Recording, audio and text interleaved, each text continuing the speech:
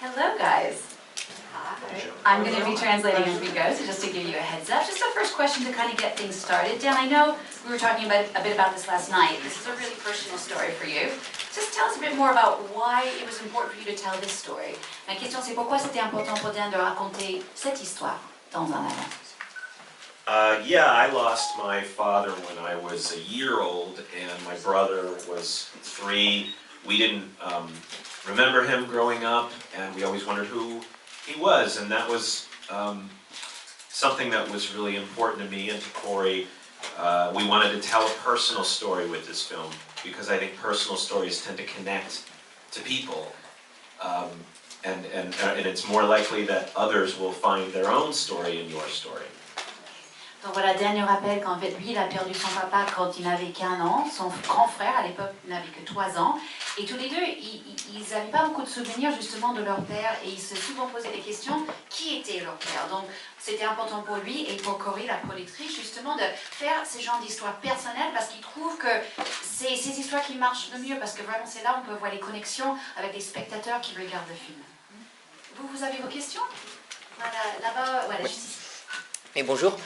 Chez Pixar, entre Là-haut, Coco, Le voyage d'Arlo, votre film et prochainement Soul, le thème de la mort revient fréquemment chez Pixar. Donc c'était pour savoir est-ce que c'est une volonté des studios de parler d'un thème adulte à un jeune public. Okay. So he's saying lots of Pixar movies, whether it's Coco or Up or Soul, the new one, or yours, talk about death. And he's wondering, is that really something that people at Pixar think is important to talk to a young audience about this more adult subject? I think everybody thinks about death. Je pense que tout le monde pense à la mort. I think in thinking about death, you're really thinking about life and the purpose of life and the point of life. And I think it's absolutely something that children have to deal with, sadly, like myself growing up, having lost my father. These movies give kids a safe place to talk about it and to see they're not alone. Voilà, donc Dan il dit, bien sûr, la mort, ça fait partie de la vie. Et c'est vrai, on se pose tous ces questions, enfants ou adultes, pourquoi on est là, quelle est la raison de la vie.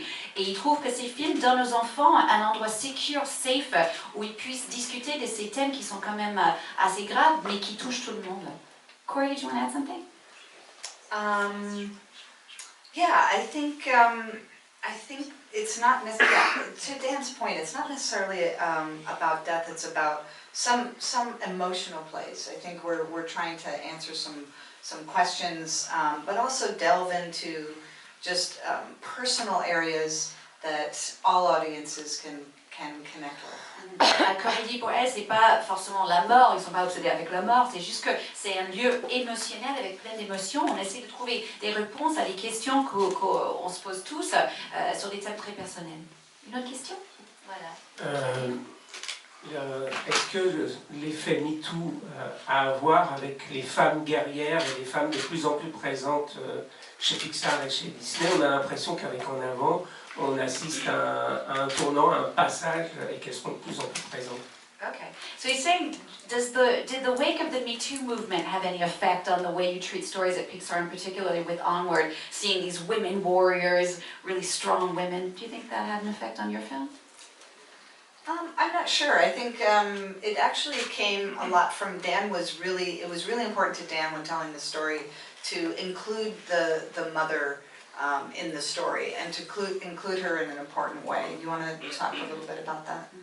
Voilà, donc comme il disait déjà, c'était important pour Dan d'avoir la mère, la femme guerrière comme ça, dans cette histoire, dans une façon importante. My mom was our mighty warrior. She supported us, she raised us, my brother and I. And so it was always the 3 of us against the world, and it was really important in this film that we see that Laurel Lightfoot is working hard to be there for these boys, that the 3 of them are on this quest, even if they're not always together, and that Laurel is a crucial part of this journey. Voilà.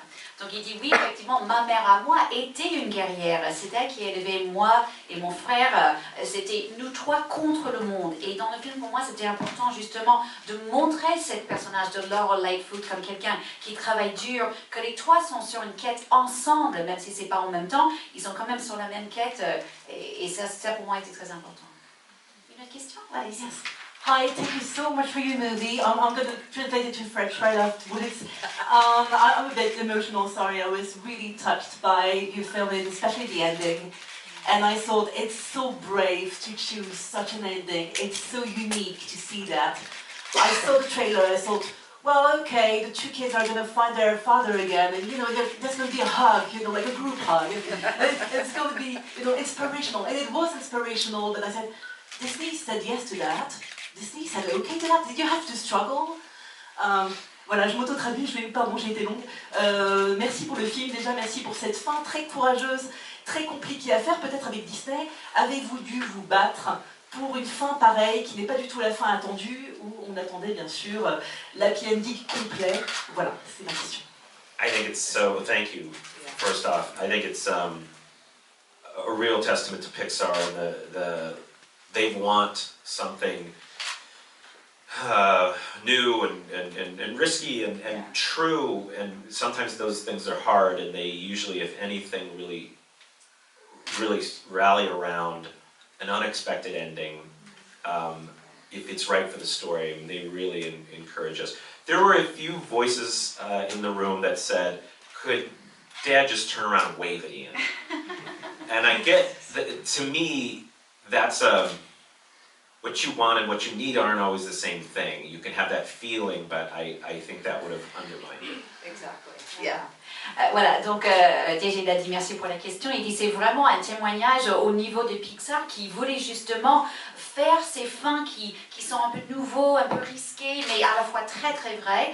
Et il a trouvé un soutien de la part de Pixar dès le début pour cette fin un peu inattendue, parce que c'était bon pour l'histoire.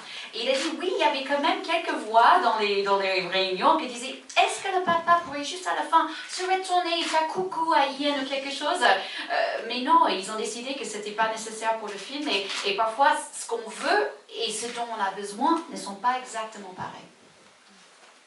Une autre question? A question for Dan. You said this movie was inspired by your personal story, and I wanted to know if directing this movie played its magic and allowed you to free you from your past. Voilà. Donc une question de est-ce que justement pour Dan, est-ce que ça a pu soulager son deuil en quelque sorte de son passé? Absolutely. My mom said early on to me, I told her, I feel like I'm exploiting my life for my art. And my mom said, I think it's the other way around. And I was so moved, and it's so true with art. You're exploiting your art to make your life better. My relationship with my mom and brother was already great. It has been incredibly improved by this movie. We're all speaking so emotionally to each other. We're telling each other almost too much how much we love each other. And my hope is other people will do the same, that it's a movie about appreciating who you have now and not leaving anything on the table. Say it now, there's no reason not to. Voilà, donc Dan dit oui, absolument. En fait, il avait dit à sa maman, j'ai l'impression que j'en profite un peu de ma vie pour faire ce film, pour faire de l'art. Et sa mère a dit, mais non, c'est tout le contraire. En fait, je crois que c'est là, justement, c'est vous qui en profitez de cet art.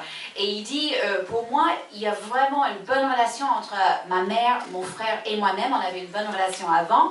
Mais depuis ce film, on parle avec beaucoup plus d'émotion. On est plus ouvert, presque trop. On dit, je t'aime presque trop. Et il espère que les autres, en regardant ce film, ils vont faire pareil. Ils vont apprécier ce qui se passe maintenant et ne pas trop focaliser sur ce qu'ils n'ont pas. Une autre question? Allô, j'aurais une question concernant l'animation. Comment avez-vous assuré l'animation de Monsieur Lightfoot et notamment la scène où il danse? J'aurais aimé savoir si vous aviez juste créé le bas de son corps ou si vous aviez créé le corps intégral et ensuite supprimé le haut du corps pendant cette scène notamment. Merci. So this is a question about the animation, particularly in the dad, in the scene where he's dancing. Did you kind of work with just the idea of his bottom and his legs, or did you create a whole body and make it dance and then just take the top away? No, I think we definitely spent a lot of time, the animators spent a lot of time figuring out how to make those legs emote in the right way. And, you know, we started out pretty broad, and we thought in order to give that emotion, they would have to be big, broad movements. But what the animators learned was that the more subtle, the more emotional. And so the dancing sequence is probably the most broad in the whole film, but we wanted to have that fun moment for sure. Oui, donc au début, en fait, on s'est dit il fallait prendre beaucoup de temps pour essayer de comprendre comment communiquer justement l'émotion à travers ses jambes. Et on s'est dit au début, on va faire quelque chose de très très grand, mais en fait, les animateurs se sont rendus compte qu'en faisant les motions un peu plus subtiles, ils ont pu communiquer encore mieux à travers les jambes. C'est vrai quand même dans cette séquence de danse, là, les jambes, ils sont peut-être au plus grand de leur niveau, mais les animateurs voulaient aussi montrer un peu de fun dans ce personnage aussi. Qui a le micro? Bonjour. Comme dans beaucoup de contes, on se sert de créatures fantastiques, de la magie, etc. pour dire des choses sur notre monde à nous, sur notre société moderne.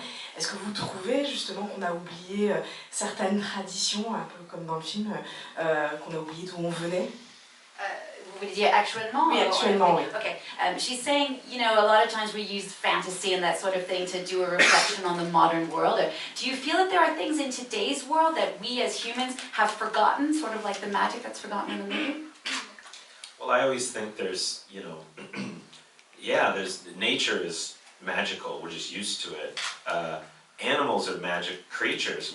They're ones we've seen before, and that's kind of the joke of the unicorns in the movie, is they're treated like these raccoons or squirrels, but raccoons and squirrels are amazing. You know, it's really a reminder to appreciate what's around you and see the magic in it, which I think is also reflected in the family story. Look at the people around you and see the magic that's in there. Donc Dan dit oui, bien sûr, la nature surtout est quelque chose de très magique, les animaux, les créatures qui nous entourent tous les jours. Et c'est pour ça que c'était ça le blague des licornes en fait, qui sont un peu comme les ratons laveurs ou les écureuils. En fait, même les ratons laveurs et les écureuils, si on les regarde de près, ils sont magiques aussi. Donc c'est ça qu'on voulait montrer et c'est ça encore le thème du film. Il faut vraiment apprécier ce qui est autour de nous, si c'est les animaux ou si encore une fois nos familles et nos proches. L'heroic fantasy se divise en deux courants, d'une part celui du Seigneur des Anneaux et d'autre part celui du Graal. Est-ce que lui, il se sent plus Seigneur des Anneaux que Graal? Et est-ce que le jeu, c'est un clin d'œil à Donjons et Dragons et c'est parti à lui?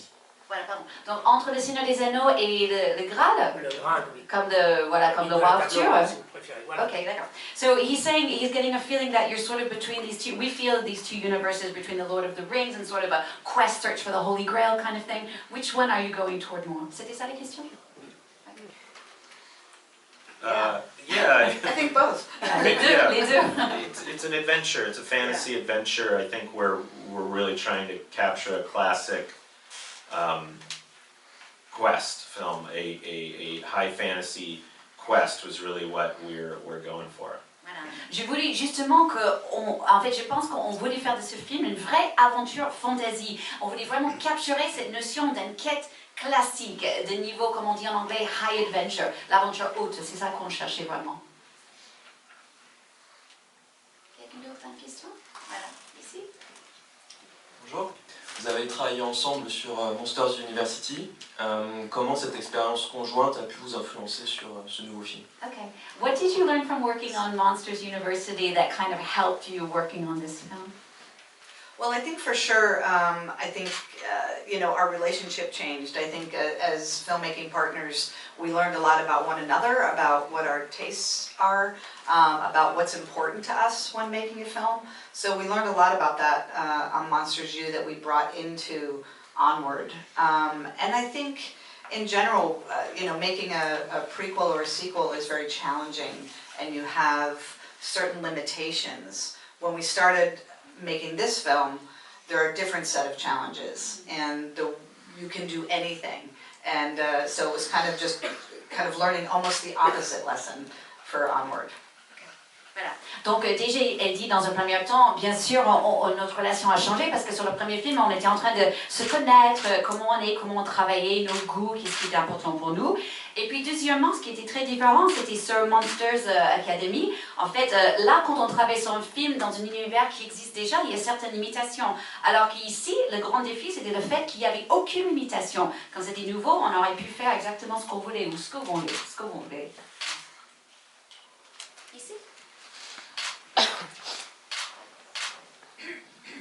Pour compléter la question de mon collègue sur la dimension jeu, est-ce que Dan a été un grand joueur ou est encore un grand joueur de Donjons et Dragons ou d'autres jeux de rôle?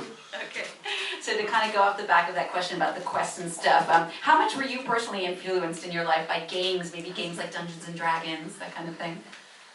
Sadly, neither of us were at all. Ni l'un ni l'autre faisait du Donjons et Dragons. But we are surrounded by so many people at Pixar who are super into it and know their stuff and kept us honest and kept us and educated us. Yeah, it was a great learning experience. We kind of really learned to appreciate that world and the complexity of kind of those games and role-playing and storytelling games. Voilà. Donc il dit en fait, ni l'un ni l'autre était vraiment à fond dans ce genre de jeu, mais ce qui est chouette à Pixar, c'est qu'il y a quand même beaucoup de monde qui sont à fond dans cet univers. Donc pour eux, c'était vraiment intéressant de pouvoir apprendre grâce à eux. Et c'était une vraie éducation pour apprendre à apprécier la complexité de ce genre de jeu et de rester fidèle à ce genre d'idées. Dernière question.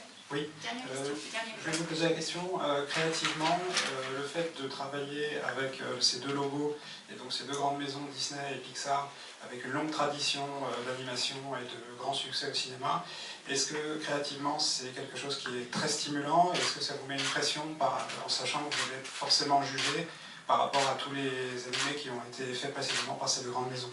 Okay, so he's asking about, this blend of Disney and Pixar. What kind of effect that has on creativity? Does it inspire you? Is there a lot of pressure thinking about all that's come before, not just with Pixar, but with Disney as well? Yeah, I think it's a good pressure. Pixar, all of our fellow filmmakers at Pixar really support us, and we support them as a big collaborative environment. And I think once we get going and once we have an idea, we just really are focusing on that. We're not thinking so much about, what we have to live up to or, the pressure of that. We're just really supported and encouraged to make a great film. Donc Kori nous dit qu'en fait c'est une bonne pression. Et ce qui est chouette à Pixar, c'est que tous les cinéastes, parce qu'ils sont tous en train de travailler en même temps ensemble, ils travaillent ensemble et c'est vraiment quelque chose de très collaboratif. Et une fois qu'on démarre le film, on est tellement focalisé dessus qu'on ne pense pas à cette pression du passé. Et heureusement, on est juste encouragé par tout le monde de poursuivre notre aventure jusqu'au bout. Thank you so much to both of you.